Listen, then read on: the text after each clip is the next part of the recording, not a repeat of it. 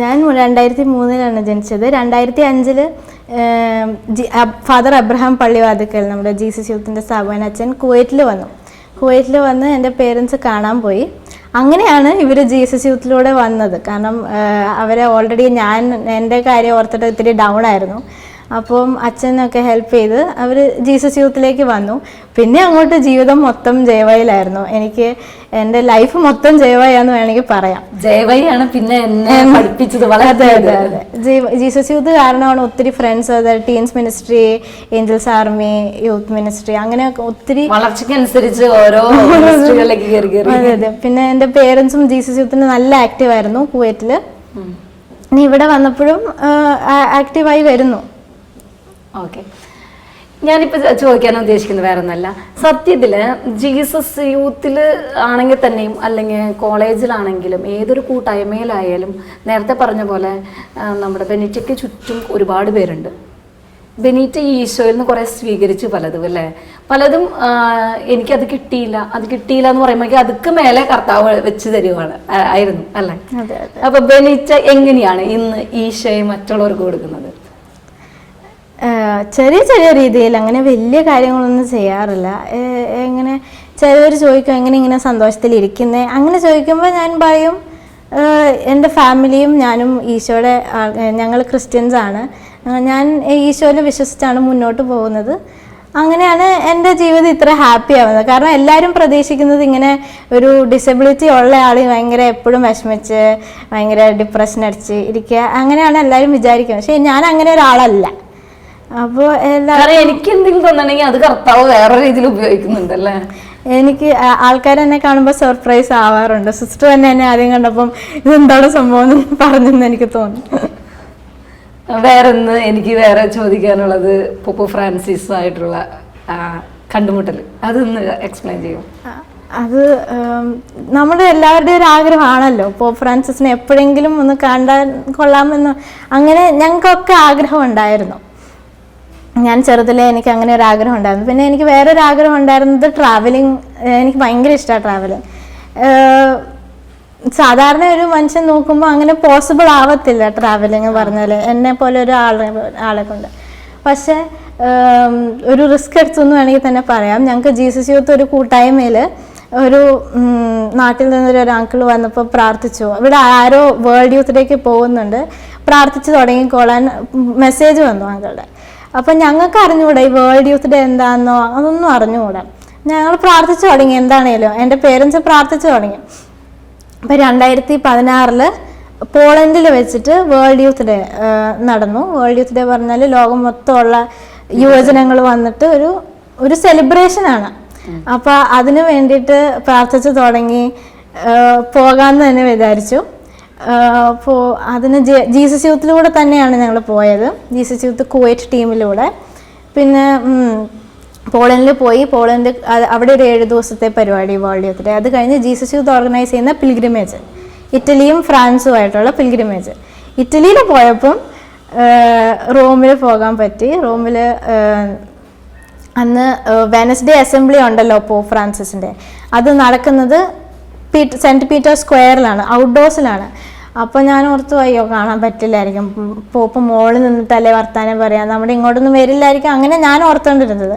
പക്ഷെ അന്ന് എന്തോ ഭാഗ്യത്തിന് വേൾഡ് യൂത്ത് ഡേ കഴിഞ്ഞ് പിറ്റേ വെനസ്ഡേ ആയതുകൊണ്ട് ആൾ കുറവായിരുന്നു. അപ്പോൾ ഈ പരിപാടി മൊത്തം ഒരു ഹാളിലേക്ക് ഷിഫ്റ്റ് ചെയ്തു. അപ്പോൾ ഹാളിലേക്ക് ഷിഫ്റ്റ് ചെയ്തപ്പോൾ വളരെ അടുത്തായിരുന്നു, വളരെ കുറച്ച് ഓഡിയൻസേ ഉള്ളൂ. പോപ്പ് ഫ്രാൻസിസും വളരെ നമ്മുടെ അടുത്ത് നിന്നാണ് വർത്താനം പറയുന്നത്. റൈറ്റ് സൈഡിൽ വീൽ ചെയർ പീപ്പിളും ലെഫ്റ്റ് സൈഡിൽ കുറച്ച് VIP ആൾക്കാരും. പോപ്പ് ഫ്രാൻസിസിൻ്റെ പ്രസംഗവും പരിപാടികളൊക്കെ കഴിഞ്ഞിട്ട് താഴെ ഇറങ്ങി വന്ന് ഞങ്ങളെ ഓരോരുത്തരെയും ഞങ്ങളുടെ അടുത്ത് വന്ന് ഞങ്ങളോട് മിണ്ടുകയും ഞങ്ങൾക്ക് ഓരോരോ കൊന്ത തരികയും ബ്ലെസ്സിങ് തരികയും ഒക്കെ ചെയ്തു. അതിലും വലിയൊരു അനുഗ്രഹം ഉണ്ടായത് ഈ വേൾഡ് യൂത്ത് ഡേക്ക് പോകാൻ ആലോചിച്ചപ്പോൾ തന്നെ എൻ്റെ അപ്പ പറഞ്ഞു നമുക്ക് നമ്മുടെ 2 അമ്മച്ചിമാരെയും കൊണ്ടുപോകാമെന്ന് പറഞ്ഞു. അത് എന്ത് ധൈര്യമാണ് അവർക്കുണ്ടായതെന്ന് എനിക്കിതുവരെ അറിഞ്ഞുകൂടാ. ഒരു വീൽ ചെയർ ആളും 2 അമ്മമാരും 2 ചെറിയ പിള്ളേരും ഒക്കെ ആയിട്ട്. പക്ഷേ ഇവരെ കൊണ്ട് അമ്മച്ചിക്ക്, എൻ്റെ അമ്മയുടെ അമ്മയ്ക്ക് ഒരു വീൽ ചെയർ സെറ്റാക്കി, ഒരു വീൽ ചെയർ ഒരാൾ, അങ്ങനെയാണ് സംഭവം.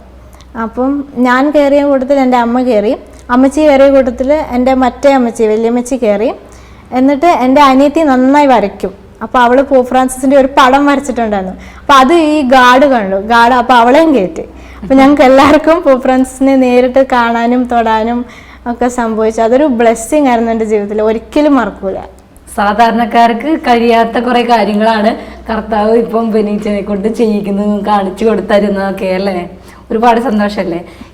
ബെനീച്ച ഈശോനെ തിരിച്ചറിഞ്ഞ് ഓരോ മൊമെന്റിലും തിരിച്ചറിയായിരുന്നു. ജനിച്ചപ്പം അങ്ങനെ ഒരു ബുദ്ധിമുട്ടുണ്ട് എന്നറിഞ്ഞു, പക്ഷെ കർത്താവ് വേറെ രീതിയിൽ ഉയർത്തുന്നു. ഒരു സ്കൂളിൽ നിന്ന് മാറിയപ്പോൾ ബുദ്ധിമുട്ടുണ്ടെന്ന് അറിയുന്നു, അപ്പോൾ അതിലും വലുത് തരുന്നു അല്ലേ. വലുത് വലുത് ഇങ്ങനെ തന്നുകൊണ്ടിരിക്കുക. ഇപ്പം ബെനീച്ചയുടെ അടുത്ത് പലരും സംസാരിക്കാൻ വന്നിട്ടുണ്ട്, ഒരുപാട് കൂട്ടുകാർ ഷെയർ ചെയ്യുന്നു, ബുദ്ധിമുട്ടുള്ള പലരും വരുന്നുണ്ട്. ബെനീച്ചയുടെ ഉള്ളിൽ ബെനീച്ച അറിയാതെ തന്നെ ഈശോനെ കൊടുത്തു എന്ന് തോന്നിയ എന്തെങ്കിലും അനുഭവങ്ങളുണ്ടോ കൂട്ടുകാർക്ക്?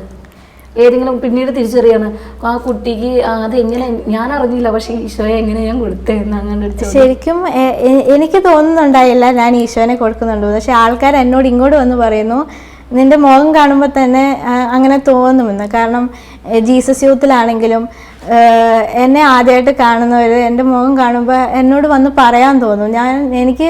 ഞാൻ ഒന്നും ചോദിക്കാതെ തന്നെ ആൾക്കാർ വന്നും പറയാറുണ്ട് അവരുടെ കാര്യങ്ങളൊക്കെ. പിന്നെ എന്നോട് പറയാറുണ്ട് നിന്റെ ചിരി കാരണം ഭയങ്കര സന്തോഷം വരുന്നു, അങ്ങനെയൊക്കെ പറയാറുണ്ട്. ഒത്തിരി പേര് ഞാൻ പറഞ്ഞു കേട്ടിട്ടുണ്ട്. അതെനിക്ക് അറിയത്തില്ല അതെന്താണെന്ന്. പലപ്പോഴും നമ്മൾ സാധാരണ ഓരോരുത്തരുണ്ടല്ലോ, നമ്മൾ മുഴുവൻ എനർജിയിൽ ഓടി നടന്നാൽ തന്നെ പലപ്പോഴും ഈശോനെ അത് കൊടുക്കാൻ നമുക്ക് കഴിയാറില്ല. ഇവിടെ ഇരുന്ന് ഒരു ചിരി കൂടെ തന്നെ ഈശോനെ കൊടുക്കുന്നു, അവർക്ക് അവരുടെ വിഷമങ്ങൾ തിരിച്ച് പറയാൻ കഴിയുക എന്നൊക്കെ പറയുന്നത് ഒരു ഗിഫ്റ്റാണല്ലേ. ബെനീച്ച ജീവിതത്തിൽ ഉടനീളം ഈശോയുടെ പ്രത്യേകമായ അനുഗ്രഹങ്ങൾ തിരിച്ചറിഞ്ഞ് നടക്കുന്ന ഒരു വ്യക്തിയാണ്. ആ നിലയിൽ എങ്ങനെയാണ് മറ്റുള്ളവർക്ക് വേണ്ടി പ്രാർത്ഥിക്കുക, അല്ലെങ്കിൽ സ്വന്തം പ്രാർത്ഥനയുടെ ജീവിതം എങ്ങനെയാണ് രൂപപ്പെടുത്തിയെടുത്തിരിക്കുന്നത് ഇപ്പോൾ? എൻ്റെ പ്രാർത്ഥനാ ജീവിതം എന്ന് പറഞ്ഞാൽ എല്ലാവരും പ്രാർത്ഥിക്കുന്ന പോലെ തന്നെ പേഴ്സണൽ പ്രെയർ, ബൈബിൾ വായന, കൊന്ത ചെല്ലൽ.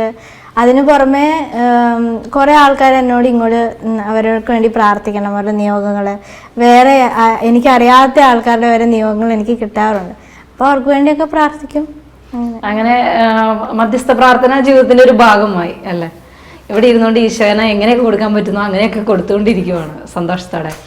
നമ്മുടെ പ്രത്യേകിച്ച് യൂത്തിൻ്റെ ഒക്കെ ജീവിതത്തിലുണ്ടല്ലോ, ഒരു ചെറിയ പ്രശ്നം വന്നാൽ പരിഭവങ്ങളായി, പരാതികളായി, ഡിപ്രഷനായി. ഇപ്പം എല്ലാവർക്കും ഉള്ള ഒരു വേർഡാണ് ഡിപ്രഷനായി എന്നൊക്കെ പറയുന്നത്. അവരെ നോക്കിക്കാണുമ്പോൾ ബെനീച്ചയുടെ ജീവിതത്തെ വിലയിരുത്തിക്കൊണ്ട് എന്ത് ആൻസറായിരിക്കും ഇങ്ങനെയുള്ള യുവജനങ്ങളോട് പറയാം? എന്നെ വൈദ്യശാസ്ത്രം ഉപേക്ഷിച്ചതാണ്, എന്നിട്ടും ഞാൻ ഇവിടം വരെ എത്തി നിൽക്കുന്നു. അപ്പോൾ എനിക്ക് പൂർണ്ണ വിശ്വാസമുണ്ട് എന്ത് പൊട്ട കാര്യങ്ങളും നമ്മുടെ ജീവിതത്തിൽ സംഭവിച്ചാലും ഈശോ അത് നല്ലതിനായി മാറ്റുമെന്നുള്ളത്. അപ്പോൾ ഈ ഡിപ്രഷനും ഈ പ്രശ്നങ്ങളുടെ ഒന്നും അതിനുള്ള സ്ഥാനം അവിടെ ഇല്ല. കാരണം ദൈവം നമ്മളെ എന്താണെങ്കിലും നോക്കും, നമ്മളെ പരിപാലിച്ച് മുന്നോട്ട് കൊണ്ടുപോകും, എല്ലാം നല്ലതിനാക്കും എന്നെനിക്ക് പൂർണ്ണ ബോധ്യമുണ്ട്. അപ്പോൾ ഈ ഡിപ്രഷൻ്റെ ഒന്നും സ്ഥാനമേ അവിടെ വരുന്നില്ല. അപ്പോൾ ഈ ഒരു അവസ്ഥയിൽ തന്നെ ഈശോ ഒരുപാട് ബെനീച്ചനെ ഉപയോഗിക്കുന്നുണ്ട് അല്ലേ. ബെനീച്ച അതിലെ സന്തോഷവതിയാണ്. മറ്റുള്ളവരെക്കാൾ കൂടുതൽ എനിക്ക് തോന്നുന്നു ഒരുപാട് പേരും ബെനീച്ചയിലേക്ക് വരുന്നു, പ്രാർത്ഥനകൾ ചോദിക്കുന്നു, പലതും ഷെയർ ചെയ്യുന്നു. അപ്പോൾ ഇതുവഴി ഇനിയും ഈശോയ്ക്ക് വേണ്ടി ഒരുപാട് ആത്മാക്കളെ നേടാനായിട്ട് ബെനീറ്റയ്ക്ക് കഴിയട്ടെ എന്ന് ആശംസിക്കുന്നു.